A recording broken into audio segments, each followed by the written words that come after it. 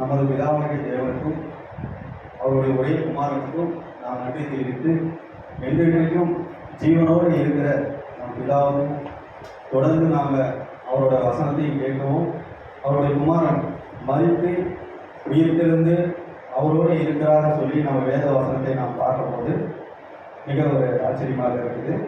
அதே போல சபை மக்களும் கர்த்தர் சார்பாக நன்றி தெரிவிக்கிறோம். சகோதர சகோதரிகளே, இப்போ நம்ம ஞாயிற்றுக்கிழமை ஆராதனைக்கு நாம் ஒன்று கூடியிருக்கிறோம். தேவனுடைய வார்த்தை கேட்க தான் வந்திருக்கிறோம். அதுக்கு தான் அந்த ஆதார வசனமே நம்ம படிக்கலாம். மத்தேயு 11:28 வாசிங்க. வருத்தப்பட்டு பாரம் சுமக்கிறவர்களே, நீங்கள் எல்லாரும் என்னிடத்தில் வாருங்கள், நான் உங்களுக்கு இளைப்பாறுதல் தருவேன். ஆம் சகோதரிகள், பாருங்க, இயேசு அவர் மாம்சத்தோட உயிரோடு இருக்கும் போது ஒரு வார்த்தையை சொல்லியிருக்கிறார். வருத்தப்பட்டு பாரம் சுமக்கிறவர்களே, நீங்கள் எல்லாரும் என்னிடத்தில் வாருங்கள், உங்களுக்கு இளைப்பாறுதல் தருகிறேன்னு சொல்றது. அப்ப இந்த வார்த்தையை நம்ம ஆரம்பிக்கிறதுக்கு முன்னால சபை மக்களுக்கு ஒரு சிறிய ஒரு விண்ணப்பம் தான். என்ன அப்படின்னு பார்த்தீங்கன்னா, நம்ம 6 நாள் உலகத்தில் வேலை செய்கிறோம், 7வது நாள் சபைக்கு வந்திருக்கிறோம். அந்த 6 நாளும் நம்ம உலகத்தில் கஷ்டப்பட்டிருக்கோம். அப்போ அதோட வேதனைகள் பார்க்கும்போது பெரிய ஒரு கொடுமையாக இருக்கும். 6 நாள் மட்டும் இல்லை, நம்ம வாழ்நாள் பூரா நம்ம ஜீவன் இருக்கிற வரைக்கும் இந்த கஷ்டங்கள் இருக்கும். அதனால் அதுக்கு முன்னெச்சரிக்கையாக ஒரு விஷயம் நம்ம பார்க்கணும். இந்த வசனத்தை ஆதாரமாக வைத்து தான் நம்ம முன்னால் ஒரு விஷயத்தை பார்க்கணும். எதை பார்க்கணும் அப்படின்னு கேட்கும்போது, சகோதர சகோதரிகளே, இங்கே சபையில் அநேக பேர் இருக்கிறோம். எல்லாருக்கும் ஒரே சிந்தையாக இருக்குதா அப்படின்னு கேள்வி வச்சுனா கிடையாது. அப்போ ஒரு சில பாடங்கள் எடுத்துகிட்டு வரும்போது விமர்சனங்கள் நடக்கும். எதனால் நடக்கும் அப்படின்னா, ஆவிகள் பார்த்திங்கன்னா ஒரே ஆவி தான், ஆனால் தனித்தனியாக வேலை செய்யும். அப்படி இருக்கும்போது விமர்சனங்கள் வரும். அதை பற்றி நாம் என்ன பண்ணால் கவலைப்படக்கூடாது. ஏன் விமர்சனம் வருதுன்னா, புரியாதனால வரும் அப்படின்னு சில பேர் சொல்லுவாங்க. அப்படி இல்லை. பார்க்கலாம். 1 கொரிந்தியர் எடுத்துக்கங்க சகோதரி. 1 கொரிந்தியர் 12ஆம் அதிகாரம் 1வது வசனத்தை வாசிங்கள்.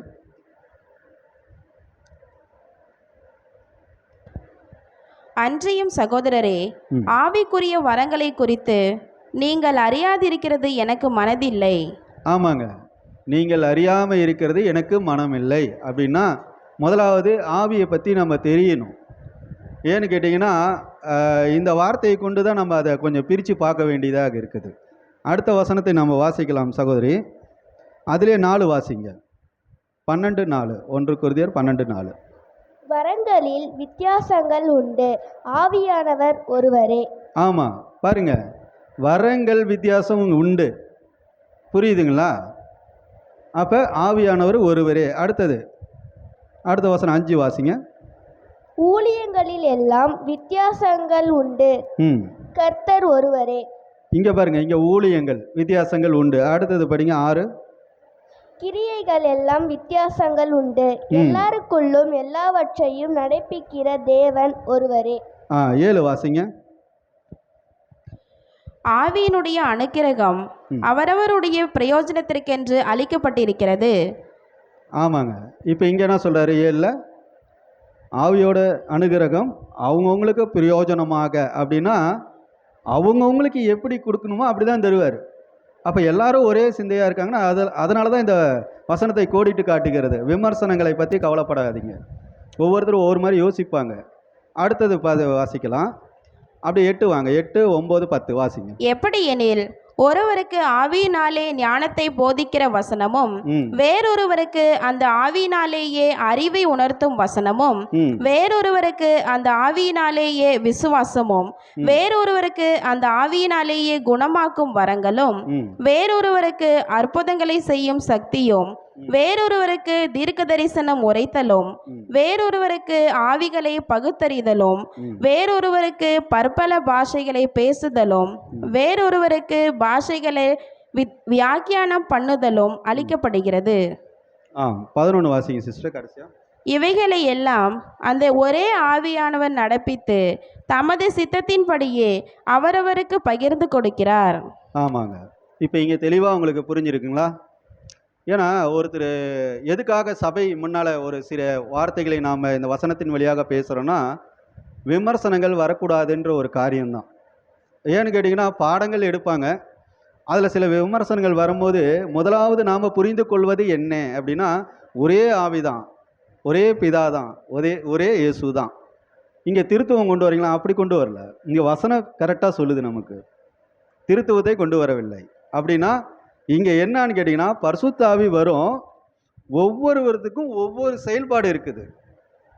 ஒருத்தர் தீர்க்கதரிசி, ஒருத்தர் போதகர், ஒருத்தர் வழி நடத்துறதுக்கு, ஒருத்தர் விசாரிக்கிறதுக்கு, இப்படிப்பட்டது தான் வேலைகள் செய்யும். அப்போ அப்படி இருக்கும்போது சகோதர சகோதரிகளே, நாம் சிந்திக்க வேண்டும். பாடம் எடுக்கும் போது அவங்களுக்கு தகுந்த மாதிரி எடுக்கணும், இந்த சகோதரருக்கு தகுந்த மாதிரி நான் எடுக்கணும், இல்லை அந்த கடைசியில் இருக்க சகோதரிக்கு புரிகிற மாதிரி நான் எடுக்கணும் அப்படின்னு நீங்கள் எடுக்க முடியாது. ஏன்னு கேட்டிங்கன்னா, பலவிதமான ஒரு கலவைகள் இங்கே இருக்கிறனால பாருங்க, ஆவி ஒன்று தான், ஆனால் பலவிதமான வேலைகள் செய்கிறது. இது நம்ம தெளிவாக புரிந்து கொள்ள வேண்டும். இதுக்கு இன்னொரு வசனம் கூட நமக்கு படிக்கலாம். ரோமர் எடுத்துக்கங்க. ரோமர் 12:6 வாசிங்க. 7, 8. ரோமர் 12. நமக்கு அருளப்பட்ட கிருபையின்படியே நாம் வெவ்வேறான வரங்கள் உள்ளவர்களானபடியினாலே நம்மில் தீர்க்க தரிசனம் சொல்லுகிற வரத்தை உடையவன் விசுவாச பிரமாணத்துக்கு ஏற்றதாக சொல்ல கடவன். ஊழியம் செய்கிறவன் ஊழியத்திலும், போதிக்கிறவன் போதிக்கிறதிலும், புத்தி சொல்லுகிறவன் புத்தி சொல்லுகிறதிலும் தரித்திருக்க கடவன். பகிர்ந்து கொடுக்கிறவன் வஞ்சனை இல்லாமல் கொடுக்க கடவன். முதலாளியானவன் ஜாக்கிரதையாய் இருக்க கடவன். இரக்கம் செய்கிறவன் உற்சாகத்துடனே செய்ய கடவன். போதும் சார். இப்போ புரிஞ்சிச்சிங்களா?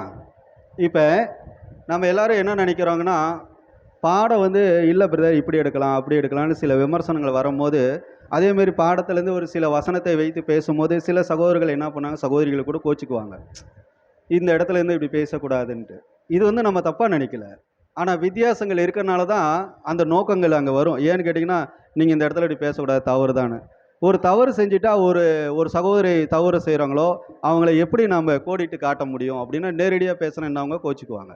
அப்போ வசனம் ஏற்கனவே நமக்கு முன்பதாக இருக்கும் போது அந்த வசனத்தின் வாயிலாக அவங்க திருந்துறதுக்கு தான் அந்த வாய்ப்புகள் சொல்லுவார் கடவுள். அப்போ என்ன ஆகுனா, அதை திருத்தி கொள்றதுக்கு தான் அந்த வசனங்களை எடுத்து காட்டுகிறது. அப்போ ஆவி ஒன்று தான், ஆனால் வரங்கள் வெவ்வேறையாக இருக்குது. இப்போ தான் நம்ம பாடத்துக்குள்ளே வருகிறோம். இப்போ ஆதார வசனத்தை நம்ம வாசிக்கலாம். மத்தேயு 11:28 வாசிங்க.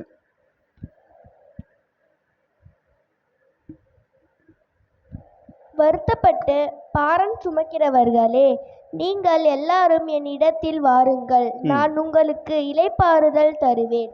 ஆமாங்க, இயேசு சொல்லுகிறார், உயிரோடு இருக்கும்போது, அவர் மாம்சத்தோடு இருக்கும்போது சொன்ன வார்த்தைகள், வருத்தப்பட்டு பாரம் சுமக்கிறவர்களே என்னிடத்தில் வாருங்கள், உங்களுக்கு இளைப்பாறுதல் உண்டு அப்படின்னு சொல்லிட்டாரு. அப்படின்னா அந்த பாரமான நிகழ்வுகள் என்ன அப்படின்னு சொல்லி நம்ம பார்க்கணும். அப்படின்னா இன்றைக்கி நாம் வாழ்ந்துட்டு இருக்கவங்க எல்லாருக்குமே, இங்கே சபையில் இருக்கிறவங்களுக்கு ஒவ்வொருவருக்கும் பாரங்கள் இருக்கிறது. அவங்கவுங்களுக்குள்ளே தான் இருக்கும் அந்த பாரங்கள். அது வெளிப்படையாக சில பேர் சொல்ல மாட்டாங்க. சில பேர் என்ன பண்ணுவாங்க, கோபத்தின் வழியாக காட்டுவாங்க அந்த பாரத்தை. சில பேர் என்ன பண்ணுவாங்கன்னு கேட்டிங்கன்னா, அந்த கோபம் அழுத்தி அழுத்தி வச்சு அவங்களுக்கு அந்த நெஞ்சு வழியே வந்துடும், அது ஒரு ப்ரெஷர் வந்துடும். ஒரு சில பேர் என்ன பண்ணுவாங்க, அதை பற்றி பேசவே மாட்டாங்க, போயிடுவாங்க வெளியே. கோவம்னு வந்துட்டால் சண்டை வேணாம்னு சொல்லி வெளியே ஓடிடுவாங்க. இந்த மாதிரி ஒவ்வொருத்தருக்கும் ஒவ்வொரு கேரக்டருக்குள்ளே இருக்குது. அதுதான் இயேசு என்ன சொல்றாருன்னா, வருத்தப்பட்டு பாரம் சுமக்கிற என்னிடத்தில் வாருங்கள். பாரம் அப்படின்னா ஒரு சுமை. அது என்ன மாதிரி சுமை அப்படின்னு நம்ம யோசிக்கணும், சிந்திக்கணும். அப்படின்னா மனதில் இருக்கிற ஒரு சுமை. அந்த மனதில் இருக்கிற சுமை தான் இயேசு கிறிஸ்து என்ன சொல்றாருன்னா, என்னிடத்தில் வாருங்கள்ன்றார். என்னிடத்தில் வாருங்கள், உங்களுக்கு இளைப்பாறுதல் தருகிறேன் அப்படின்னு கேட்குறாரு. இப்போ உதாரணத்துக்கு இந்த வசனத்தின் மையமாக வைக்கும் போது நமக்கு ஒரு கேள்வி எழும்பணும். இந்த வசனம் சீசர்களுக்கு சொல்லப்பட்டதா இல்லை மக்களுக்கு சொல்லப்பட்டதா? நம்ம யோசிக்கணும். சீசர்களுக்கு சொல்லப்பட்டதுங்களா அப்படின்னா, இதே மத்தேயில 10ஆம் அதிகாரம் முழுவதும் நீங்கள் வாசிக்க வேண்டாம். வாசித்து பார்த்தீங்கன்னா வீட்டில் போய் அங்கே சீசர்களுக்கு ஒரு கட்டளை கொடுக்குறாரு. காணாத போன இஸ்ரவேலர்களுக்கு போய் வீட்டார்களுக்கு போய் சொல்லுங்கன்றாரு. அது வந்து சீசர்களுக்கு ஒரு கட்டளை. அதுக்கு தான் 11 எடுங்க. இப்போ மத்தேயு 11 1வது வசனத்தை வாசிங்களா. இயேசு தம்முடைய 12 சீஷர்களுக்கும் கட்டளை கொடுத்து முடித்த பின்பு அவர்களுடைய பட்டணங்களில் உபதேசிக்கவும் பிரசங்கிக்கவும் அவ்விடம் விட்டு போனார். ஆமாங்க, பார்த்தீங்களா, இங்கே என்ன சொல்றாரு? 12 சீடர்களுக்கும் உபதேசம் பண்ணி வேற இடத்துக்கு போறாரு. அப்போ யார் அங்கே இருக்கிறாங்கன்னா மக்கள் கூட்டம் இருக்குது. அந்த மக்களுக்கு தான் இங்கே ஒரு விஷயம் நடக்குது. வருத்தப்பட்டு பாரம் சுமக்கிறவர்களே அப்படின்னா, இதுக்கு முன்மாதாக இன்னொரு வசனத்தையும் நம்ம பார்க்கணும். எந்த வசனத்தைன்னு பார்க்கலாம். மத்தேயு எடுத்துக்கங்க சகோதரி. மத்தேயு 3ஆம் அதிகாரம் 1-2 வாசிங்க.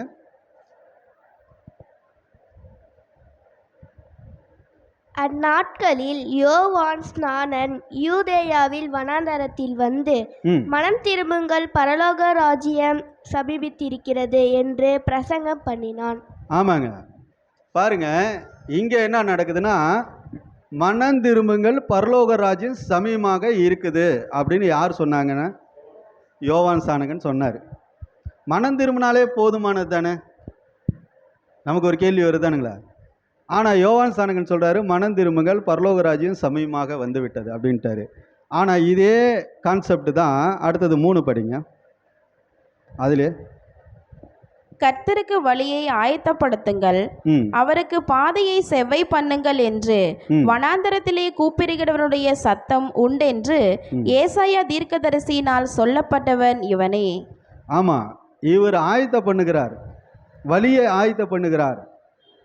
நல்ல வசனம் சொல்லுகிறது, தீர்க்கதரிசி நிறைவேற வேண்டும் அப்படின்னா நமக்கு எல்லாருக்கும் தெரியும் இந்த வசனம், ஓகேங்களா? ஆனால் இங்கே விஷயம் என்னன்னு கேட்டிங்கன்னா, அங்கே மனம் திரும்புங்கள், பரலோக ராஜ்யம் சமயமாக வந்தது, இங்கே தீர்க்கதரிசி வார்த்தை நிறைவேற வேண்டும்.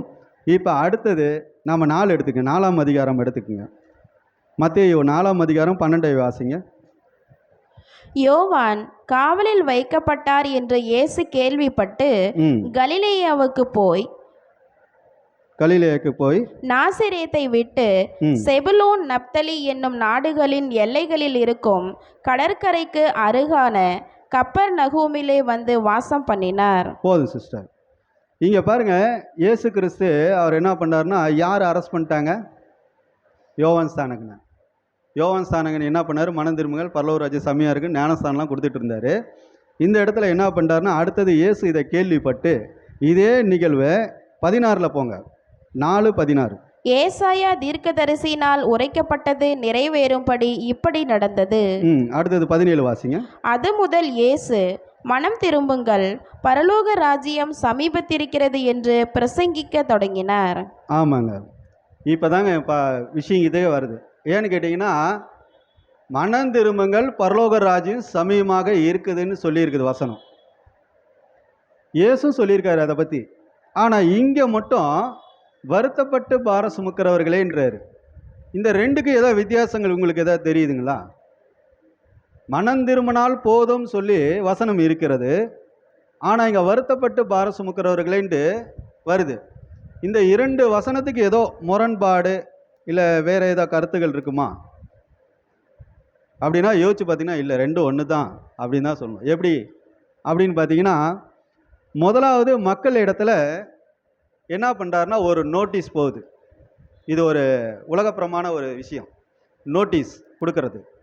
நோட்டீஸ் வாங்கிட்டு ஒரு ஹாலுக்கு வராங்க. அதுதான் அந்த நோட்டீஸ் தான் மனம் திரும்புதல். ஹாலுக்கு உள்ளே வந்தவனே அந்த கூட்டத்தை வழி நடத்துறது யாருன்னா இயேசு. இங்கே தான் அவர் சொல்கிறாரு, வருத்தப்பட்டு பாரம் சுமக்கிறவர்களே நீங்கள் எல்லாரும் என்னிடத்தில் வாருங்கள்ன்றார். அப்போ அங்கே வழியும் ஆயத்தமாகி கொண்டு இருந்தது, இங்கே ஒரு நிகழ்வும் நடந்து கொண்டு இருக்கிறது. அப்போ பிதாவாகி தேவன் பாருங்க, 2மே சரியாக அது நேர்த்தியாக செய்து கொண்டு வருகிறார். இது நம்ம ஆழமாக புரிந்துக்கணும். இதே மாதிரி தான் நம்ம வாழ்விலே ஒரு சில நேரத்தில் நடக்கும், ஆனால் அது சில நேரத்தில் புரியாது. அதுதான் சொன்னேன் இல்லைங்களா, ஆவிகள் வெவ்வேறாக, அதாவது ஒரே ஆவி வெவ்வேறு ஆசீர்வாதங்கள். அதனால தான் அது புரியாமல் நம்ம இருக்கிறோம். சரிங்க, இப்போ ஒரு 5 நிகழ்வு நம்ம பார்க்கணும். பழைய ஏற்பாட்டு காலத்தில் இந்த 5 நிகழ்வுகளும் நம்ம பார்த்துடலாம். புதிய ஏற்பாட்டில் கடைசியாக நம்ம பார்த்துக்கலாம். பழைய ஏற்பாட்டில் நம்ம எடுத்துக்கலாம். எகிப்தின் பாரம், ஓகேங்களா? அந்த ஃபோட்டோ மட்டும் போட்டு காட்டுங்க. எகிப்தில் யார் மாம்ச இஸ்ரவேல்கள் என்ன பண்ணாங்க அப்படின்னு பார்த்தீங்கன்னா, ரொம்ப ஒரு கஷ்ட சூழ்நிலையில் அவர்கள் பாரமாக அங்கே ஒரு சுமைகள் சுமந்து கொண்டு இருந்தார்கள். அப்படின்னா நமக்கு எல்லாருக்கும் தெரியும் எவ்வளோ அவங்க நொறுக்கினார்கள். இந்த பாரத்தை கேட்கும் போது கடவுளுடைய இடத்துல கேட்கப்பட்டதுன்னு வசனம் சொல்லப்படுது. அதே போல தான் நம் வாழ்விலையும் இப்போ நம்ம எகிப்தின்ற வாழ்க்கை, இங்கே எகிப்தில் நம்ம இருக்கிறோம். இந்த உலகத்தில் இந்த சிந்தனையை அப்படியே அப்ளை பண்ணிக்கணும் ஆவிக்குரிய சகோதரர்கள். நாம் வசனத்தை படிக்கலாம். யாத்திராகமம் 1:13 எடுங்க சிஸ்டர்.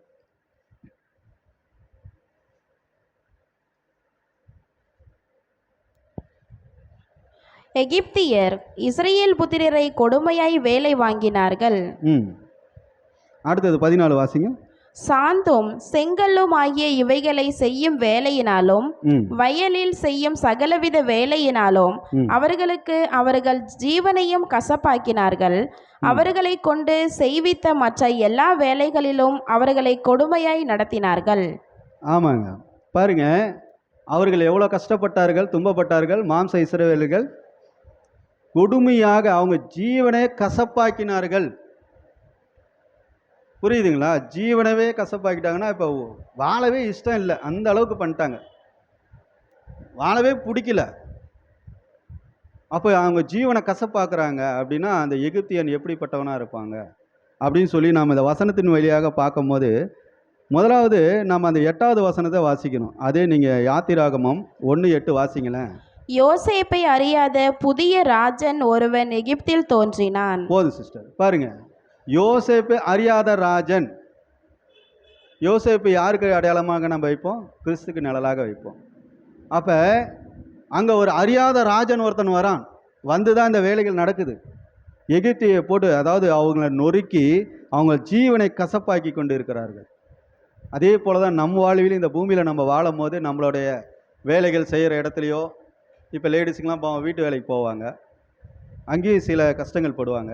இந்த பக்கம் ஜென்ஸுங்க எடுத்திங்கன்னா கூலி வேலைக்கு, ஆஃபீஸு, வாத்தியார், இந்த மாதிரிலாம் நிறையா இருக்கும்.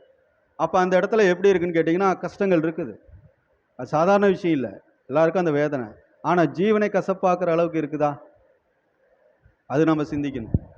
ஆனால் இங்கே பாருங்கள், ஜீவனை கசப்பாக்கிறார்கள் அப்படின்னு சொல்லுது. அப்படின்னா வாழ பிடிக்கல, அந்த அளவுக்கு பண்ணாங்க. ஆனால் அவங்களுக்கு எப்படிப்பட்ட வாழ்வை கிடைச்சதுன்னு நமக்கு தெரியும். சரி, அதுக்கு ஆதாரமாக புதிய ஏற்பாடு எடுத்துக்கங்க. யோவான் எடுத்துக்கங்க. யோவான் 16:33 வாசிங்க. என்னிடத்தில் உங்களுக்கு சமாதானம் உண்டாகும் பொருட்டு இவைகளை உங்களுக்கு சொன்னேன். உலகத்தில் உங்களுக்கு உபத்திரவம் உண்டு, ஆனாலும் திடன் கொள்ளுங்கள், நான் உலகத்தை ஜெயித்தேன் என்றார். ஆமாங்க, இப்போ இந்த வசனத்தின் அடிப்படையில் பார்க்கும்போது நம்ம ஆவிக்குரிய இஸ்ரவேலர்கள் நாம் எப்படிப்பட்ட வாழ்க்கையை வாழ்கிறோம்னா, இந்த பூமியில் உபத்திரங்கள் உண்டு நமக்கு. அப்படி இருந்தாலும் உங்களுக்கு சமாதானத்தை வைத்திருக்கேன்னு சொல்லி வசனத்தையும் சொல்கிறாரு. அப்போ நாம் எப்படிப்பட்ட வாழ்க்கை வாழ்கிறோன்னா, உபத்திரம் இருந்தாலும் பாரங்கள் இருந்தாலும் நாம் என்ன செய்யணும்னா கடவுள் இடத்துல தான் வந்து ஆகணும். அப்போ அவரோடு நம்ம இணைந்து என்ன பண்ணணும்னா கேட்டிங்கன்னா, வேதத்தை வாசிக்க வேண்டும், ஜபத்தில் இருக்க வேண்டும் சொல்லி அநேக வசனங்கள் இருக்கிறது. அப்போ இந்த மனபாரங்கள் நமக்குள்ளேயும் இருக்கிறதுன்னு எடுத்து காட்டுகிறதாக இருக்கிறது. அடுத்த வசனத்தை எடுத்துக்கலாம். அடுத்தது எலியாவை பற்றி நம்ம தெரிஞ்சுக்கணும். 2வது, எலியா எப்படிப்பட்டவர் நமக்கு எல்லாருக்கும் தெரியும். அவர் ஜபம் பண்ணாருன்னா என்ன ஆகும்? மழையே நின்றும். அதேமாரி அடுத்த ஜபம் பண்ணால் வானத்துலேருந்து அக்னியே வரும். ஆனால் அப்படிப்பட்டவருக்கு பயம் வந்து விட்டது. பயத்தின் பாரம் எலியாக்கு. படிக்கலாங்களா? 1 ராஜாக்கள் எடுத்துக்கங்க, 19 எடுங்க. 1 ராஜாக்கள் 19, 1-4 வரைக்கும் வாசிங்கள்.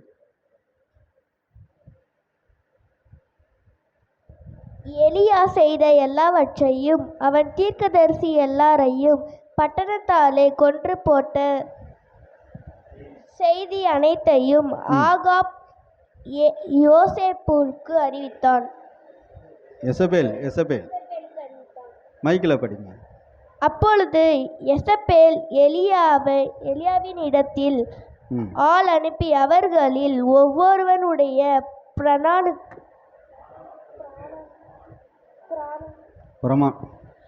ஒவ்வொருவருடைய பிராணனுக்கு செய்யப்பட்டது போல நான் நாளை இந்நேரத்தில் உன் பிராணனுக்கு செய்யாதே போனால் தேவர்கள் அதற்கு சரியாகவும் அதற்கு அதிகமாகவும் எனக்கு செய்ய கடவர்கள் என்று சொன்னாள். 3 வாசிங்க சிஸ்டர். அவனுக்கு அது தெரிந்தபோது எழுந்து தன் பிராணனை காக்க யூதாவை சேர்ந்த பெயர்செபாவுக்கு புறப்பட்டு போய் தன் வேலைக்காரனை அங்கே நிறுத்திவிட்டான். 4வது படிங்க சிஸ்டர். அவன் வனாந்தரத்தில் ஒரு நாள் பிரயாணம் போய் ஒரு சூரை செடியின் கீழ் உட்கார்ந்து தான் சாக வேண்டும் என்று கோரி, போதும் கர்த்தாவே, என் ஆத்துமாவை எடுத்துக்கொள்ளும், நான் என் பிதாக்களை பார்க்கிலும் நல்லவன் அல்ல என்று சொல்லி ஒரு சூரை செடியின் கீழ் படுத்துக்கொண்டு நித்திரை பண்ணினான். அப்பொழுது சிஸ்டர், இப்போ இந்த வசனத்தின் அடிப்படையில் நாம் பார்க்கும்போது அவர் எப்படிப்பட்டவராக இருந்தார்? ஒரு தீர்க்கதரிசி எலியா எப்படிப்பட்டவராக இருந்தார்னா, அவர் மழை பெய்யக்கூடாதுன்னு ஜெபம் பண்ணால் மழை வராது. அதே போல் பாகால தீர்க்கதரிசிகளை எத்தனை பேரை கொன்னாருங்க நமக்கு தெரியுங்களா? 450 பேருங்களா? 450 பேருக்கு மேலே என்ன பண்ணார்? வெட்டி போட்டார். வெட்டி போட்ட நபர் இவருக்குள்ளே என்ன ஆச்சுன்னா, அந்த 2வது வசனம் தெளிவாக சொல்லுது. அது மீண்டும் வாசிங்க. 1 ராஜாக்கள் 19:2 அது மட்டும் வாசிங்க.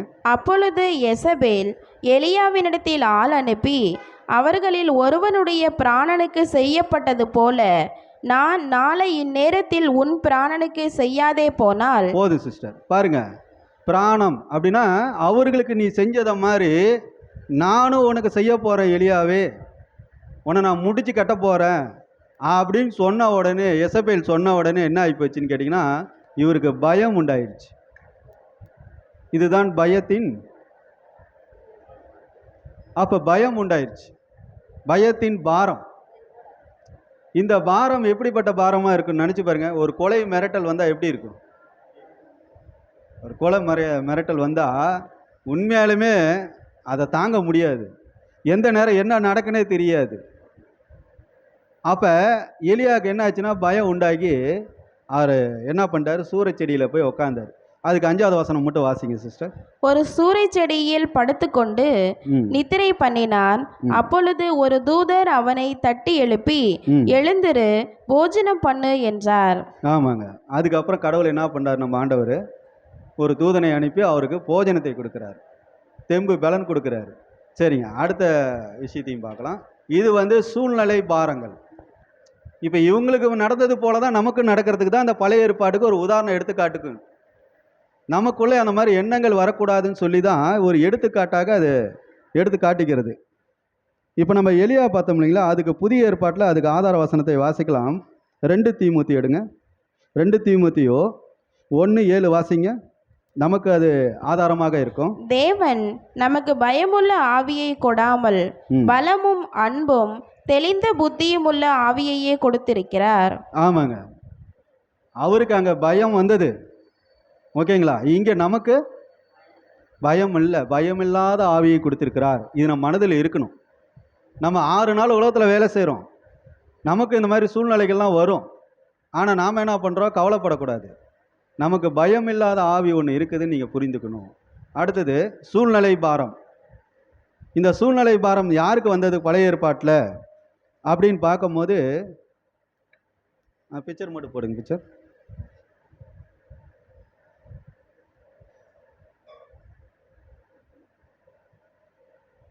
சூழ்நிலை பாரம், அதாவது 2 ராஜாக்கள் பாருங்க. இவர் யாருன்னு உங்களுக்கு தெரியுங்களா?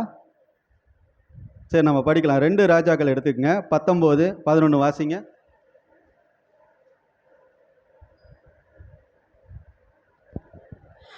இதோ அசீரியா ராஜாக்கள் சகல தேசங்களையும் சங்கரித்த செய்தியை நீ கேட்டிருக்கிறாயே, நீ தப்புவாயோ? பாருங்க, இங்க ஒரு கடிதம் வருது, ஒரு மிரட்டல் கடிதம். அதாவது அங்கே இருக்க தேசத்தை பிடிக்கிறதுக்கு ஒரு கூட்டம் வருது. அப்படின்னா அந்த தேசத்தையே அவர் பாதுகாக்கணும், அங்கே இருக்க மக்களை பாதுகாக்கணும் ராஜா. ஆனால் ஒரு கடிதம் வரும்போது அவருக்குள்ள அந்த சூழ்நிலையை எப்படி அவர் கையாண்டு இருப்பார் அப்படின்னு நமக்கு ஒரு கேள்வி. இதே மாதிரி தான் நமக்கும் நம்ம வீட்டோட சூழ்நிலைகள் யோசிக்கும் போது இதே மாதிரி ஒரு சூழ்நிலைகள் வரும். அது எப்படி கையாளணும், இந்த ராஜாவை பார்க்கணும். நம்ம பார்க்கலாம். அதே நீங்கள் 12 வாசிங்க. என் பிதாக்கள் அழித்துவிட்ட கோசானையும் ஆரானையும் ரேத்சேப்பையும் தெலாசாரிலிருந்து ஏதேனின் புத்திரரையும் அவர்களுடைய தேவர்கள் தப்புவித்ததுண்டோ? ஆமாத்தின் ராஜாவும் அர்பாத்தின் ராஜாவும் செப்பர்வாயும் ஏனா ஈவா பட்டணங்களின் ராஜாவும் எங்கே என்று சொல்லுங்கள் என்றான். 14 வாசிங்க. எசேக்கியா ஸ்தானாதிபதிகளின் கைகளில் இருந்த நிருபத்தை வாங்கி வாசித்த பின்பு அவன் கர்த்தரின் ஆலயத்துக்கு போய் அதை கர்த்தருக்கு முன்பாக விரித்து கர்த்தரை நோக்கி போதும் சிஸ்டர். இங்கே ஒரு சூழ்நிலை பாரத்தில் என்ன நடந்தது அப்படின்னா, ஒரு தேசம் பிடிக்க போகிறாங்க இன்னும் கொஞ்ச நேரத்தில். அப்போ இந்த ராஜா என்ன பண்ணார் அப்படின்னா, இவர் உடனே போரிடலை, உடனே போய் சண்டை இடலை. அவர் நேராக எங்கே போனார், அந்த கடிதத்தை வாங்கி எங்கே போகிறாரு அப்படின்னா, அவர் எங்கே நேராக போய் தேவாலயத்துக்கு போகிறார். அந்த தேவாலயத்துக்கு போய் அங்கே என்ன பண்ணுறாருன்னா, அதுதான் அந்த 15 வாசிக்கிறீங்க இல்லைங்களா? இப்போ வசனம் சொல்கிறேன், இருங்க ஒரு நிமிஷம். 2 ராஜாக்கள் எடுத்துக்கங்க. 15லேருந்து 16, 17, 18, 19. கர்த்தரை நோக்கி, கேருபீன்களின் மத்தியில் வாசமாயிருக்கிற இஸ்ரவேலின் தேவனாகிய கர்த்தாவே, நீர் ஒருவரே பூமியின் ராஜாக்களுக்கெல்லாம் தேவனானவர்.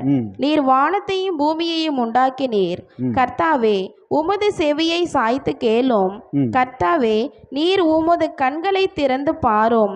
சனகெரிப் ஜீவனுள்ள தேவனை நிந்திக்கும்படிக்கும் சொல்லி அனுப்பின வார்த்தைகளை கேளும்.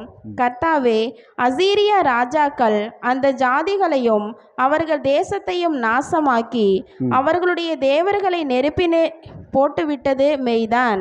அவைகள் தேவர்கள் அல்லவே, மனுஷர்கள் கைவேலையான மரமும் கல்லும் தானே. ஆகையால் அவைகளை நிர்த்துளியாக்கினார்கள். இப்போதும் எங்கள் தேவனாகிய கர்த்தாவே, நீர் ஒருவரே தேவனாகிய கர்த்தர் என்று பூமியின் ராஜாக்கள் எல்லாம் அறியும்படிக்கு எங்களை அவன் கைக்கு நீங்களாக்கி ரட்சியும் என்று விண்ணப்பம் பண்ணினான். ஆமாங்க. இப்போ இங்கே நமக்கு ஒரு தேவன் என்ன பண்ணுறாருன்னு கேட்டிங்கன்னா, இங்கே ஒரு எடுத்துக்காட்டாக ஒரு பெரிய ராஜாவோடைய சூழ்நிலை பாரத்தை பார்க்கும் போது நமக்கும் இதே மாதிரி ஒரு சூழ்நிலை பாரங்கள் வந்திருக்கும் கண்டிப்பாக. ஆனால் அவர் நேராக உடனே போய் சண்டையெல்லாம் போடலை. இங்கே நம்ம நல்லா தெளிவாக புரிஞ்சுக்கணும், நம்மளுக்கு சூழ்நிலைகள் சரியில்லைன்னா முதலாவது யார் இடத்துக்கு நம்ம தேடி போக வேண்டும் அப்படின்னா ஜெபந்தான். அதைத்தான் இந்த ராஜா காட்டுகிறார் இந்த வசனத்தின் வழியாக. இந்த ஜெபத்தை கேட்டாரா நமக்கு கேள்வி. ஏன்னா அந்த ஜெபம் கூட பாருங்க, அந்த 15ஆம் அதிகாரத்தில் அது நீங்கள் படித்து பாருங்க, ஆழமான ஒரு விஷயத்தை முதலாவது தேவனை மகிமைப்படுத்த வேண்டும் சொல்லி அந்த ஜெபம் அழகாக கொண்டு வரார். ஆனால் அதே நமக்கு அந்த சூழ்நிலைகள் வந்தால் நாம் என்ன திரும்பணும், முதலாவது ஆண்டவரே என்னை காப்பாற்றுங்கன்னு தான் சொல்லுவோம். எடுத்த உடனே அந்த 15ஆம் வசனத்தை மட்டும் வாசித்து பாருங்களேன், அவர் எப்படி ஜெபம் பண்ணியிருப்பாருன்னு தெரிஞ்சிடும். கர்த்தரை நோக்கி, கேருபீன்களின் மத்தியில் வாசம் பண்ணுகிற இஸ்ரவேலின் தேவனாகிய கர்த்தாவே. பாருங்க, அவர் மகிமை முதலாவது எவ்வளோதான் கஷ்டம் வந்தாலும், எவ்வளோதான் பாரம் வந்தாலும், எவ்வளோதான் சூழ்நிலை வந்தாலும் ஃபஸ்ட்டு மகிமைப்படுத்துங்க அவருக்கு மகிமைப்படுத்துங்க. உடனே ஏங்க மகிமைப்படுத்தினா அவருக்கு பிடிக்காது அப்படி சொல்ல வரல. நம்மளை படைத்த தெய்வத்தை கண்டிப்பாக நம்ம மகிமைப்படுத்தணும். அதனால தான் அந்த பூமியில் நம்ம இருக்கிறோம். அப்போ அவர் பாருங்க, கருத்தாக ஜெபம் பண்ணி அந்த தேசத்தையும் அந்த மக்களையும் காப்பாற்றுறதுக்கு 15லேருந்து 19 வரைக்கும் நீங்கள் வாசித்து பார்த்தீங்கன்னா அந்த ஜெபம் கருத்தான ஜெபமாக இருக்குது. அடுத்தது பாருங்க, 20 எடுத்துக்கோங்க. இந்த ஜெபம் கேட்கப்பட்டதா அப்படின்னு பார்க்கும்போது அதே 20 எடுத்து வாசிங்க.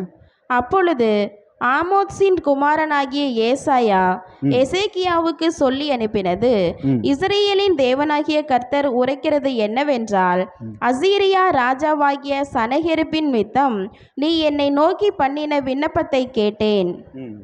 பாருங்க, அது 21 வாசிங்க சிஸ்டர். அவனை குறித்து கர்த்தர் சொல்லுகிற வசனமாவது, சீயோன் குமாரத்தியாகிய கன்னியாஸ்திரி உன்னை இகழ்ந்து உன்னை பரிகாசம் பண்ணுகிறாள்.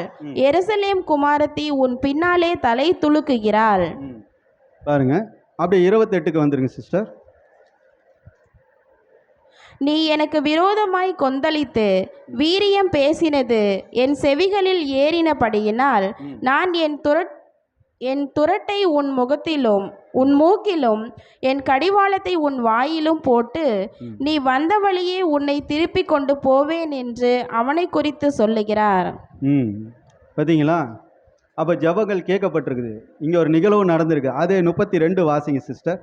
ஆகையால் கர்த்தர் அசீரியா ராஜாவை குறித்து, அவன் இந்த நகரத்திற்குள் பிரவேசிப்பது இல்லை, இதன் மேல் அம்பு எய்வதும் இல்லை, இதற்கு முன் கேடகத்தோடே வருவதும் இல்லை, இதற்கு எதிராக கொத்தளம் போடுவதும் இல்லை.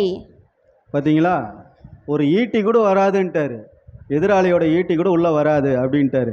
அடுத்தது 34 வாசிங்க சிஸ்டர். என் நிமித்தமும் என் தாசனாகிய தாவீதின் நிமித்தமும் நான் இந்த நகரத்தை ரட்சிக்கும்படிக்கு இதற்கு ஆதரவாய் இருப்பேன் என்பதை கர்த்தர் உரைக்கிறார் என்று சொல்லி அனுப்பினான். போதுங்களா? கர்த்தர் எப்படி இருக்கிறாரு? ஆதரவாக இருக்கிறாரு. அப்போ முதலாவது நமக்குள்ள ஒரு சூழ்நிலை பாரம் வந்த உடனே என்ன பண்ணணும் அப்படின்னா, போய் பக்கத்து வீட்டில் சொல்லலாம், இல்லை நண்பர்கிட்ட சொல்லலாம், இல்லை சகோதரங்கள்கிட்ட சொல்லலாம். அப்படி கொண்டு வராதிங்க. முதலாவது தேவன் இடத்துல கொண்டு போங்க. பிதாவாகிய தேவன் இடத்துல போய் உங்களுடைய சூழ்நிலைகள் சொல்லுங்க. அந்த 34வது வசனத்தில் தெளிவாக சொல்லிட்டாரு, கூடயே இருக்கிறாரு. சரிங்க, இதனால என்ன நடந்துச்சு அப்படின்னா பாருங்க, 35 வாசிங்களேன். ஒரு தூதன் வந்து எத்தனை பேர்த்த மட்டும் கொன்னாருன்னு மட்டும் பார்த்துடலாம். அன்று ராத்திரியில் சம்பவித்தது என்னவென்றால், கர்த்தருடைய தூதன் புறப்பட்டு அசீரியரின் பாளையத்தில் 1,85,000 பேரை சங்கரித்தான். 1,85,000ங்களா? வாசிங்க. அதிகாலமே எழுந்திருக்கும் போது இதோ அவர்கள் எல்லாரும் செத்த பிரேதங்களாய் கிடந்தார்கள். பார்த்தீங்களா? ஏன்னு கேட்டிங்கன்னா, முதலாவது நாம் தேவன் மேலே நம்பிக்கை இருக்கணும். ஃபஸ்ட்டு நம்ம ஒவ்வொருவரும் நம்பிக்கையோடு இருக்கணும். அப்படின்னா ஒரு தூதனை அனுப்பி 1,85,000 பேரை கொண்டு இருக்கிறாரு. அதை பார்த்தோன்னே அவங்களுக்கு எப்படி இருந்திருக்கும்? ஒரு சில்லி ரத்தம் கூட வரல அவங்களுக்கு. அவங்க எல்லாம் மறிச்சிட்டாங்க. அப்போ இந்த வசனத்தின் அடிப்படையில் பார்க்கும்போது நாம் இந்த உலகத்தில் வாழ்ந்து கொண்டு இருக்கோம். இந்த எகிப்தின்ற ஒரு உலகத்தில் வாழ்ந்துட்டுருக்கோம். நம்ம சூழ்நிலைகள் வரும்போது நம்மளுடைய ஜபங்கள் விண்ணப்பங்கள் தேவனிடத்தில் கேட்குற மாதிரி நாம் என்ன பண்ணால் ஜபங்கள் பண்ணணும். பயப்படவே தேவையில்லை. சரி, அடுத்த வசனத்தை நாம் பார்க்கலாம் சிஸ்டர். அதே 36, 37 வாசிங்க சிஸ்டர். அப்பொழுது அசீரியா ராஜாவாகிய சனகெரேப் பிரயாணப்பட்டு திரும்பி போய் நினிவேயில் இருந்து விட்டான். அவன் தன் தேவனாகிய நிஸ்கோரோகின் கோவிலிலே பணிந்து கொள்ளுகிற போது அவன் குமாரராகிய அத்ரமலேக்கும் சரேத்சேரும் அவனை பட்டயத்தினால் வெட்டி போட்டு அரரா தேசத்திற்கு தப்பி ஓடினார்கள். பாருங்க, போதும் சிஸ்டர். இப்போ என்ன ஆனிச்சு? அவனோட நிலை என்ன ஆச்சுன்னா, வெட்டியே போட்டாங்க. தேவனுக்கு எதிராக வந்தவன் என்ன பண்ணிட்டாரு? அவங்க ஆளுங்களே அவங்களே வெட்டி போட்டாங்க. அப்போ இந்த மாதிரி மகிமை உள்ள தேவனை நாம் பின்பற்றவர்கள் நாம் ஏன் பயப்படணும்? அதனால தான் பயமில்லாத ஆவியை நமக்கு கொடுத்துருக்கிறார். வருத்தப்பட்டு பாரம் சுமக்கிறவர்களே என்னிடத்தில் வாருங்கள் சொல்லும் போது நாம் ஒரு இடத்துல வந்துட்டோம். ஆனால் வந்தவர்களுக்கு ஏன் பயம்? ஒவ்வொரு பயம், ஒவ்வொரு நாளைக்கு ஒவ்வொரு பயம். அடுத்தது அன்னாள் பார்க்கலாம். அன்னாளோட ஆத்தும பாரம் பார்க்கலாம். அன்னாளோட பிக்சர் போடுங்க சிஸ்டர். அன்னாள் பற்றி உங்களுக்கு தெரியும் தானுங்களா? அன்னாள் ஏன் ஜெபம் பண்ணாங்க? எதனால் போய் அழுந்தாங்க ஆலயத்தில்? அவங்களுக்கு குழந்தை இல்லைன்ட்டு. அவங்களுக்கு எவ்வளோ ஆத்தும பாரமாக இருக்காது. தன்னோட சக்காலத்தையே என்ன பண்ணாங்க? எப்போ பாரு அவங்கள தேயில் கொட்டுற மாதிரி கொட்டிக்கிட்டே இருந்தவுடனே அவங்களுக்கு மன வேதனை தாங்கலை. அதனால் தேவாலயத்தில் போய் அவங்க அழுந்து ஜெபம் பண்ணுறாங்க. இப்போ இதுக்கு நமக்கு ஏதோ சம்மந்தம் இருக்கானா? ஆமாங்க, இருக்குது. அந்த அம்மா குழந்தை இல்லைன்னு அழுந்தாங்க, அது மாம்ச ரீதி. ஆனால் இங்கே நம்ம ஆவிக்குரிய விஷயத்தை நம்ம சிந்திக்கணும். சரி, நம்ம படிக்கலாம். அன்னாள் படிக்கலாங்க. 1 சாமுவேல் எடுத்துக்கங்க. 1-2 வாசிங்க. 1-2 வாசிங்க. 1 சாமுவேல். அதான் 1 அப்பொழுது 2. அன்னாள் ஜெபம் பண்ணி, என் இருதயம் கர்த்தருக்குள் களி கூறுகிறது, ம் என் கொம்பு கர்த்தருக்குள் உயர்ந்திருக்கிறது, என் பகைஞரின் மேல் என் வாய் திறந்திருக்கிறது, உம்முடைய இரட்சணியத்தினாலே சந்தோஷப்படுகிறேன். கர்த்தரை போல பரிசுத்தமுள்ளவர் இல்லை, உம்மை அல்லாமல் வேறொருவரும் இல்லை, எங்கள் தேவனைப் போல ஒரு கன்மலையும் இல்லை. ம் சரிங்க. 6 வாசிங்க சிஸ்டர்.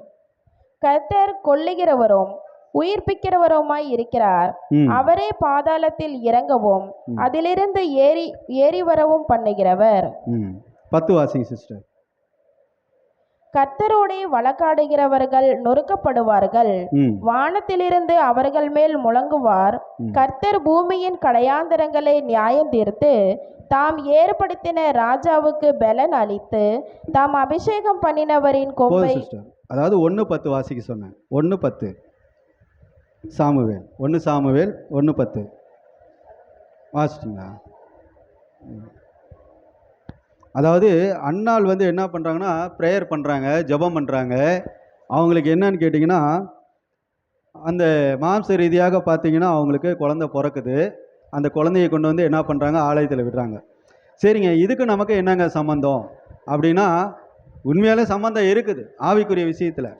நாம் அழைக்கப்பட்டவர்கள், தெரிந்து கொண்டவர்கள், உண்மை உள்ளவர்கள் வசனம் இருக்குது. அப்படி இருக்கும்போது இங்கே பவுலடியார் கரெக்டாக சொல்ல இருப்பாருங்க. கலாத்தியர் எடுத்துக்கங்க. கலாத்தியர் 4ஆம் அதிகாரம் 19 வாசிங்க.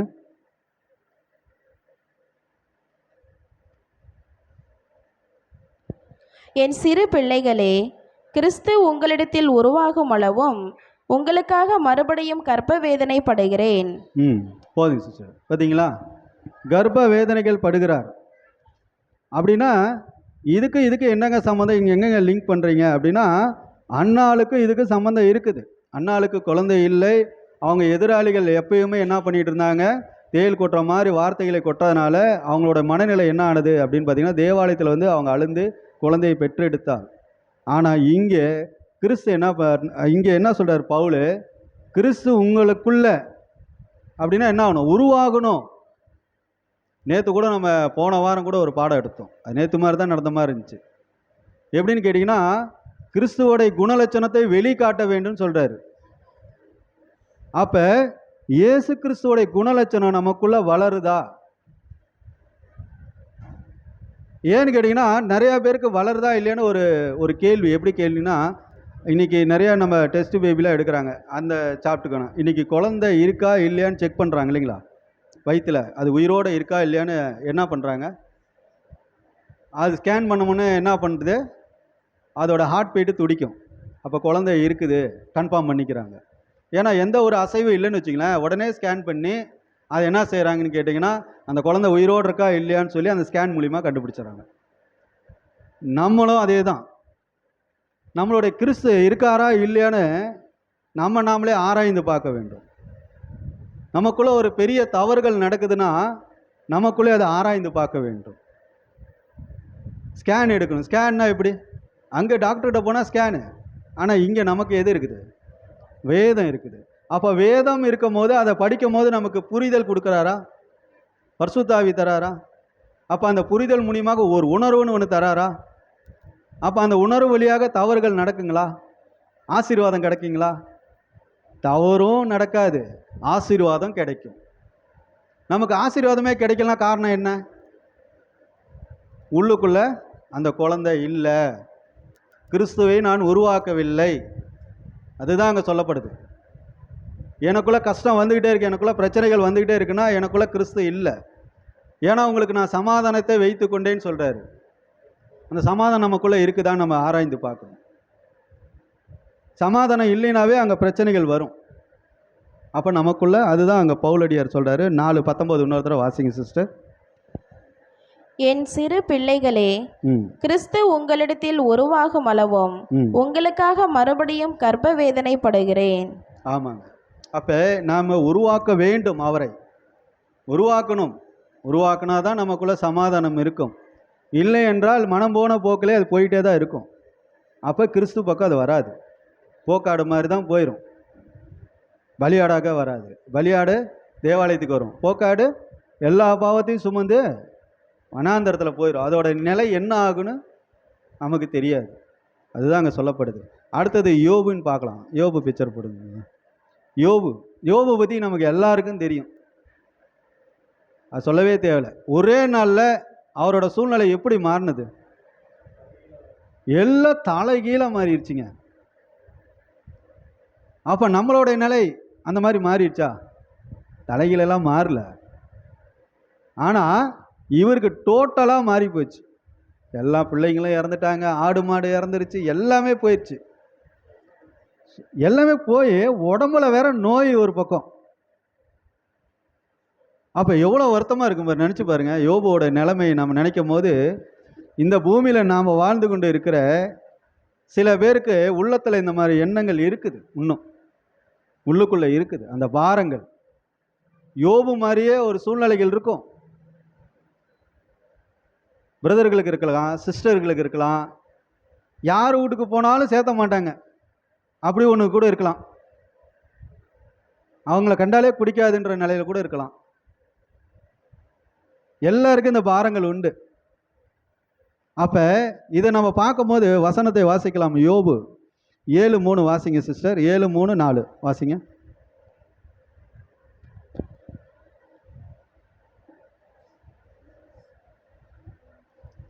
யோபு 7ஆம் அதிகாரம். மாயையான மாதங்கள் என்று என்னுடைய சுதந்திரமாகிய சஞ்சலமான ராத்திரிகள் எனக்கு குறிக்கப்பட்டது. அடுத்தது 4 வாசிங்க. நான் படுத்து கொள்ளுகிற போது எப்பொழுது எழுந்திருப்பேன், ராக்காலம் எப்பொழுது முடியும் என்று சொல்லி கிழக்கு வெளுக்கு மட்டும் அரண்டு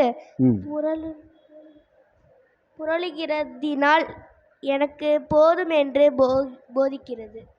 சிஸ்டர் நீங்கள் வாசிங்க. 4ஆம் வசனம் மட்டும் வாசிங்க. நான் படுத்து கொள்ளுகிற போது எப்பொழுது எழுந்திருப்பேன், ராக்காலம் எப்பொழுது முடியும் என்று சொல்லி கிழக்கு வெளுக்கு மட்டும் அரண்டு புரளுகிறதினால் எனக்கு போதும் என்று போகிறது. ஆமாங்க, இவர் எப்படி உணர்ந்து இருந்தாரோ அதே போலதான் எப்பொழுது ராக்காலம் போகும். நம்மளுடைய ஆவிக்குரிய வாழ்க்கையிலும் அதே தான். அப்படின்னா இதே சூழ்நிலைகள் தான் ஒவ்வொருத்தருக்கும் தனிப்பட்ட ஒரு ஓட்டத்தில் இருக்குது. அப்போ இந்த ஆழமான ஒரு விஷயத்தை நம்ம பார்க்கும்போது நம்மளுடைய ஓட்டங்கள் எப்படிப்பட்ட ஓட்டங்களாக இருக்குது, நேர்மையாக இருக்குதா, உண்மையாக இருக்குதான்னு சொல்லி நாமளே அதை ஆராய்ந்து பார்க்க வேண்டிய சூழ்நிலைகள் இருக்குது. சரிங்க, இதுக்கு ஆதார வசனத்தை நாம் பார்க்கலாம். புதிய ஏற்பாடு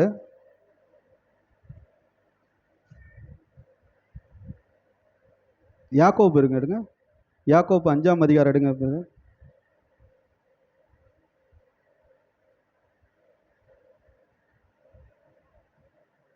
5ஆம் அதிகாரம் வசனம் 11-12 வாசிங்க. இதோ பொறுமையா இருக்கிறவர்களை பாக்கியவான்கள் என்கிறோமே, யாக்கோபின் பொறுமையை குறித்து கேள்விப்பட்டிருக்கிறீர்கள், கர்த்தருடைய செயலின் முடிவையும் கண்டிருக்கிறீர்கள். கர்த்தர் மிகுந்த உருக்கமும் இரக்கமும் உள்ளவராய் இருக்கிறார். விசேஷமாய் என் சகோதரரே, வானத்தின் பேரிலாவது பூமியின் பேரிலாவது வேறெந்த ஆணையினாலாவது சத்தியம் பண்ணாதிருங்கள். நீங்கள் ஆக்கினைக்குள்ளாக தீர்க்காதபடிக்கு உள்ளதை உள்ளதென்றும் இல்லதை இல்லதென்றும் சொல்ல கடவீர்கள். 17-18 வாசிங்க சிஸ்டர். எலியா என்பவர் நம்மை போல பாடுள்ள மனுஷனாய் இருந்தும் மழை பெய்யாதபடிக்கு கருத்தாய் ஜெபம் பண்ணினார். அப்பொழுது 3 வருஷமும் 6 மாதமும் பூமியின் மேல் மழை பெய்யவில்லை. மறுபடியும் ஜெபம் பண்ணினார்.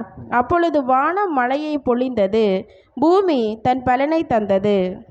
ஆமாங்க, இப்போ இந்த புதிய ஏற்பாடு வசனத்தை வைத்து பார்க்கும்போது நமக்கு ஒரு எடுத்துக்காட்டாக பழைய ஏற்பாட்டில் வாழ்ந்த மனிதர்களை பார்க்கும்போது நமக்கும் இதே சூழ்நிலைகள் இதே பாரங்கள் இருந்திருக்குது. அப்போ நம்ம எதை வைத்து நம்மளால் முன் செல்ல முடியும் அப்படின்னு பார்த்தீங்கன்னா ஒரே காரியம் ஜெபம். நம்ம இடத்துல எது இருக்குன்னா ஜெபம் இருக்கணும். ஜெபம் இருந்தால்தான் உங்களால் வெற்றி சிறக்க முடியும். ஏன்னு கேட்டிங்கன்னா ஜெபம் இல்லைன்னு வச்சுங்களேன், எதுவுமே செய்ய முடியாது. சும்மா வாய் அளவில் பேச்சு அளவில் இருந்தால் அது வேலைக்கு ஆகாது. அப்போ ஜெபம் மெயின். ஒரு குடும்பத்தில் ஜெபம் வேணும், தனிப்பட்ட ஜெபம் வேண்டும். உன்னுடைய காரியத்தை, உங்களுடைய ஒவ்வொருத்தருடைய காரியத்தையும் நீங்கள் ஜெபத்தோட விண்ணப்பத்தோட பண்ணுங்க பாருங்க, அந்த காரியங்கள்லாம் நடக்கும். அப்போ இங்கே இயேசு சொன்ன ஒவ்வொரு வார்த்தையும் நம்ம பார்க்கும்போது, அவர் உயிரோடு இருக்கும் போது சொல்கிறாரு, வருத்தப்பட்டு பார சுமக்கிறவரே என்னிடத்தில் வாருங்கள் அப்படின்னு சொல்லும் போது மக்களை குறித்து அந்த வார்த்தையை சொல்லுகிறார். இன்றைக்கு அந்த வார்த்தை நமக்கு அது பொருந்து பார்க்கும்போது நமக்கு அந்த பாரங்கள் இருக்குது. அந்த பாரங்களை இன்னைக்கு நாமளும் எப்படி கையாளுகிறோம் சொல்லி தான் ஒவ்வொன்றா நம்ம செக் பண்ணி பார்த்தோம். மொத்தம் 5 விதமான காரியங்கள். அது இயேசுவின் இடத்துல தான் ஒரு தீர்வு இருக்குது, வேறு எங்கே போனாலும் கிடைக்காது. இயேசுவின் இடத்துல தான் அந்த தீர்வே இருக்குது. முதலாவது எதை பார்த்தோன்னா அடிமை பாரங்கள் பார்த்தோம். அடுத்தது பார்க்கும்போது பயத்தின் பாரங்கள் பார்த்தோம். அடுத்தது பார்த்திங்கன்னா சூழ்நிலை பாரங்கள் பார்த்தோம். அடுத்தது பார்த்திங்கன்னா அன்னாளுடைய ஆத்துமா பாரத்தை பார்த்தோம். அடுத்தது யோபுவின் துக்கத்தின் பாரம், ஒரே நாளில் இழந்து போனவர். அப்போ எவ்வளோ பெரிய இத்தனை பாரங்களை நம்ம பார்த்துருக்குறோம். அப்போ இவங்களை காட்டினது நமக்கு மேலான பாரங்கள் எது? ஒவ்வொருத்தரும் நீங்கள் ஆராய்ந்து பார்த்தீங்கன்னா கண்டுபிடிச்சிடலாம். இவங்களை காட்டிலையும் நமக்கு என்ன பாரங்கள் அப்படின்னா, நமக்கு ஒரே பாரம் தான் இருக்கணும், கிறிஸ்து நமக்குள்ளே வளர வேண்டும். இந்த பாரங்கள் தான் இருக்க வேண்டும். ஏன்னா உலகத்தில் உபத்திரம் உண்டுன்னு சொல்லிட்டார். அப்போ அந்த உபத்திரம் இருந்தாலும் நமக்குள்ளே கிறிஸ்து வளர வேண்டும். அன்பு சகோதர சகோதரிகளே, அப்போ நாம் தொடர்ந்து வேதத்தை நம்ம வாசிக்கிறது இல்லாமல் கடைசியாக இன்னொன்று பார்க்கலாம் சிஸ்டர். மத்தேயு 11 எடுத்துக்கங்க, 29 வாசிங்க சிஸ்டர். நான் சாந்தமும் மனத்தாழ்மையுமாய் இருக்கிறேன். என் நுகத்தை உங்கள் மேல் ஏற்றிக்கொண்டு என்னிடத்தில் கற்றுக்கொள்ளுங்கள், அப்பொழுது உங்கள் ஆத்துமாக்களுக்கு இளைப்பாறுதல் கிடைக்கும். ஆமாங்க, அவர் என்ன சொல்றாருன்னா என் முகத்தை ஏற்றுக்கொள்ளுங்கள்ன்றாரு. அப்போ அவருடைய சிந்தனை நமக்குள்ளே வர வேண்டும். முதலாவது நம்ம பாரத்தை இறக்கி வைக்கணும். இது எப்படி அப்படின்னு பார்த்தீங்கன்னா, இப்போ ஒரு மாடு இருக்குன்னா ஒரு மாட்டு மேலே ஒரு சுமையை வச்சு அது என்ன ஆகணும், ஓவர் வெயிட்டு. இப்போ ரெட்டை வண்டி மாடெல்லாம் பார்த்துருப்பீங்க, அந்த சுமை இருக்கு இல்லைங்களா, பாருங்கள், ரெண்டுக்குமே கொடுத்து கரெக்டான வெயிட்டை வச்சு கூட்டிகிட்டு போவாங்க. அப்போ என்ன அர்த்தம்னா 2 மாடு இருக்கும்போது அங்கே வெயிட்டு கம்மியாக இருக்கும். அதுதான் அவர் சொல்கிறார், ஒரு மாட்டுக்கு ஒரு அடையாளமாக உன் சுமை என்ன இடத்துல கொடுன்றாரு. எதாக இருந்தாலும் சரி, அது எந்த பாவமாக இருந்தாலும் சரி, எதாக இருந்தாலும் சரி, என்ன இடத்துல கொடு, அந்த சுமையை நான் எடுக்கிறேன். அதுதான் அவர் என் முகத்தை ஏற்றுக்கொள்ளுன்றார். அடுத்த வசனத்தை வாசிக்கலாம், 30 வாசிங்க சிஸ்டர். என் நுகம் மெதுவாயும் என் சுமை லகுவாயும் இருக்கிறது என்றார். பாருங்க, அப்போ இப்படிப்பட்ட ஒரு அன்பானவரை நாம் விட்டு நம்ம உலக காரியத்துக்கு பயப்படலாமா? பயப்பட வேண்டாம். நமக்கு பயம் இல்லாத ஆவியை கொடுத்துருக்கிறார். இனிமேல் இந்த பயம் இன்றைய எண்ணங்கள் வேண்டாம். நாம் எப்படின்னா மீண்டும் 6 நாள் இந்த உலகத்துக்கு வேலை செய்ய போகிறோம். பயம் இல்லாமல் நம்ம இருக்கிறதுக்கு தான் இந்த வசனத்தை எடுத்துக்காட்டாக இன்றைக்கு நாம் அநேக வார்த்தைகள் பார்த்துருக்குறோம். சரி, இப்போ கடைசியாக ஒரே ஒரு வசனத்தை மட்டும் வாசிக்கலாம் சிஸ்டர். அதே 1 கொரிந்தியர் 12:1 மட்டும் வாசிங்க சிஸ்டர், போதும். அன்றியும் சகோதரரே, ஆவிக்குரிய வரங்களை குறித்து நீங்கள் அறியாதிருக்க எனக்கு மனமில்லை. ஆமாங்க. அப்போனா ஒவ்வொருத்தருக்கு ஒவ்வொரு ஆசீர்வாதம் உண்டு. அப்போ நம்ம என்ன பண்ணணும்னா, ஒவ்வொருத்தருக்கும் ஒவ்வொரு மாதிரி ஆசீர்வாதம் இருக்குன்னா அவர்கள் அந்த ஆவியை பெற்றுக்கொள்ளுனா தேவனிடத்தில் நீங்கள் கேட்க வேண்டும். கேட்டிங்கன்னா கண்டிப்பாக உங்களுக்கு அந்த மனபாரங்கள் போய்விடும். அப்போ ஆசீர்வாதங்கள் கிடைக்கப்படும். இப்போ தொடர்ந்து கேட்டீங்க, பொறுமையோட கடவுள் உங்களை ஆசீர்வதிப்பாராக. ஆமென்.